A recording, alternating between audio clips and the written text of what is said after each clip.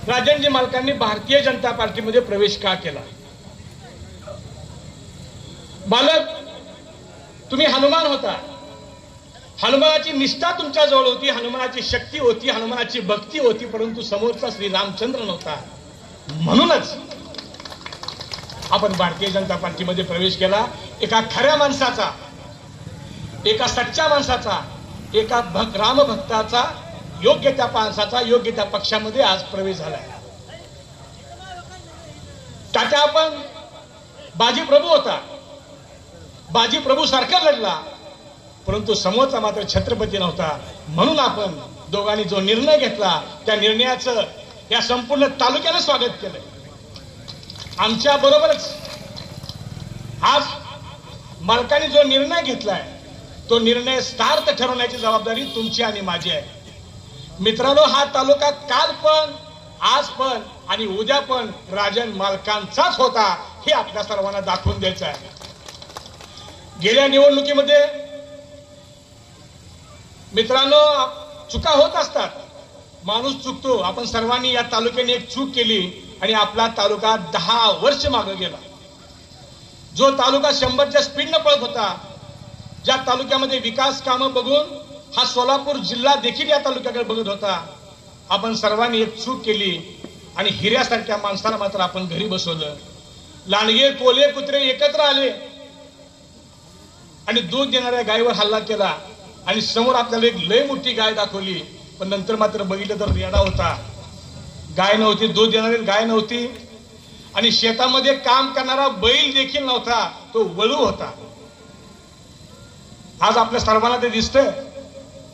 4000 कोटीची कामं 5 वर्षामध्ये केली आणि आज 1 वर्ष झालं. जर हिशोब केला तर वर्षाला 800 कोटीची कामं यशवंत तात्यांनी केली. आज 1 वर्ष झालं आपण आमदार निवडून दिला. 80 कोटी नव्हे 8 कोटीची कामं देखील या तालुक्यामध्ये आहेत. फार मोठी चूक आपण केली, पण ती चूक सुधारायची संधी आपल्या सर्वांना आलेली आहे. मी मगाशी म्हटल्याप्रमाणे आपण दाखवून द्यायचं की हा तालुका हा राजन पाटलांच्या विचाराचा होता, आहे आणि उद्या देखील त्यांच्याच विचाराचा होता. अहो, जगामधला 8वं 9वं आश्चर्य तात्या. ज्या पक्षाचा उमेदवार एखाद्या माणसाने पडला, अहो आपला उमेदवार पडला असताना देखील ज्या माणसामुळे उमेदवार पडला त्या माणसाला आपण बढती द्यायची. अहो, हे कुठलं नातं आहे? काय ह्याच्या पाठीमागे काय गोडबंगला आहे मालक हे समजत नाही. बढती दिली गेली. ज्या माणसाने आपला उमेदवार पडला त्या माणसाला कोण जिल्हाध्यक्ष करेल? आपण सर्वांनी विचार करण्याची एक गोष्ट आहे.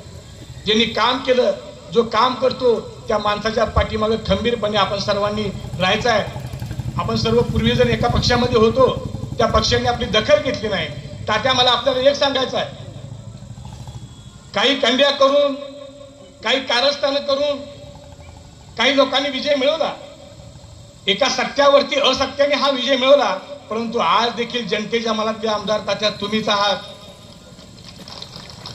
प्रचंड अशी कामं करणाऱ्या माणसाला आपण बसवलं, घरी बसवलं, परंतु दुसऱ्याच दिवशी आयोजकांनी सांगितलं, प्रस्तावित करणाऱ्या जाधव सरांनी सांगितलं की निवडणूक हारल्यानंतर दुसऱ्याच दिवशी तात्या मतदारसंघामध्ये आहेत. आणि आज परिस्थिती बघितली तर मतदारसंघामध्ये जनता दरबार कोण घेतोय?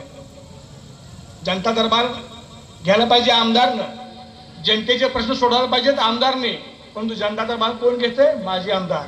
जनतेचे प्रश्न सोडवते कोण? माजी आमदार. या तालुक्यावरती आपत्ती आली, अतिवृष्टी झाली, लोकांच्या भेटीसाठी जातोय कोण? यशवंत तात्या आणि राजनजी मालक साहेब.